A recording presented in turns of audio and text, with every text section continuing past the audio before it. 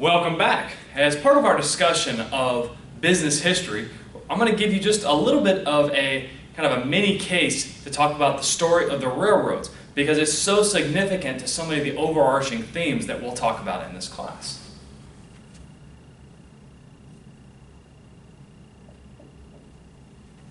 Hopefully you can see me. I want to talk about the railroads. And for those of you that are interested in American history, I highly recommend the book By Ox Train to California. You can find this book on Project Gutenberg or LibriVox.org if you like the audiobook version. It's a great book. And the reader on the LibriVox version does a really good job reading it too. But yeah, that book actually talks about what it was like moving from St. Louis all the way to California in a covered wagon. Maybe a more relatable example, some of you may have played the Oregon Trail growing up. Okay? And I don't know how many of you died on the way. I know I died many, many times when I was 8 or 9 years old trying to cross the country in that computer game. But the railway really changed a lot of this, and it facilitated travel. That whole covered wagon thing kind of started to fade from existence in importance. So railways really revolutionized transportation because it made getting from point A to point B faster. It made it cheaper than going by a covered wagon, and of course the routes were more direct. Now the railways were in many ways America's answer to the British corporation. Some of you may be familiar with these early British corporations. I mentioned them in a couple other modules, and I'll continue to mention them throughout this course. The early British corporation was a way for investors to pool resources together for the pursuit of some sort of a common good. Some of the common ones that you might think of would be the East India Company. That was a British company where investors would get money together, they would have some sort of a trade expedition to India. The Plymouth Company is another famous American company, or excuse me, another famous British corporation that was basically what funded the Pilgrims to settle in New England. There was also the Jamestown Company. So investors weren't necessarily sending the Pilgrims or settlers to Jamestown or to India, out of the goodness of their hearts. These were investors hoping to make a return on their profit. The railway companies were a similar kind of corporation to the British model. And because of this, the railways in the US at least transformed the capital markets in very significant ways. The millions needed to fund a railroad fundamentally changed financial markets. And you think about why that is. A railway is a major financial undertaking.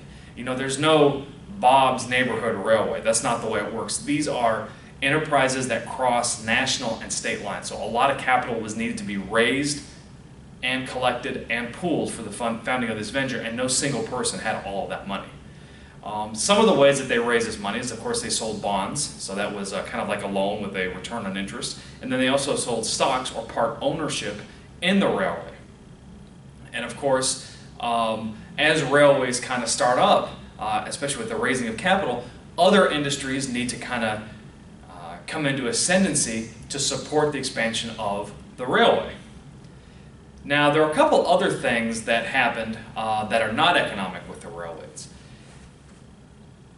A degree of impersonality arose with the start of the railways. You have to think about what businesses were like before the railways started. You had a lot of small towns, and you had a lot of, Bob's Common Sundry Shop, Steve's General Store, Joanne's Pharmacy. So these were, small kinds of businesses linked to very local, frequently isolated communities. And the railways kind of upended that. You started having towns not reorienting themselves around like their local communities, but around their specific train stations. Think of some cities that have arisen specifically for railway commerce. Chicago, a city out in the middle of nowhere, became a major logistics hub. Leavenworth and Kansas City, Kansas, also were former railway hubs. So towns begin to form around these kind of centers of railway activity.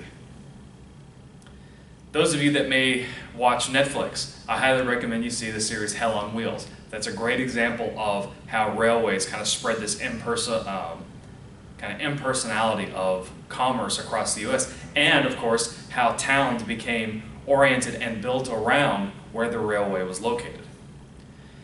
Now, another thing that happened with the spread of the railways is that urbanization winds up moving from the predominantly northeast all through the Midwest.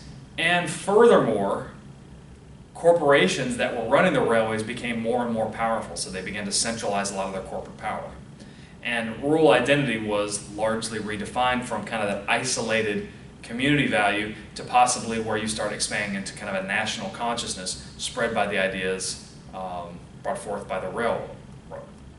Now, of course, when there's a lot of money in the railways, this also has an impact on politics, because there's always politicians and money going hand in hand.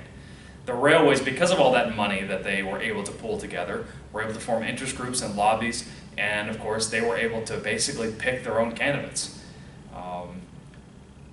These trains allowed political parties to have national meetings.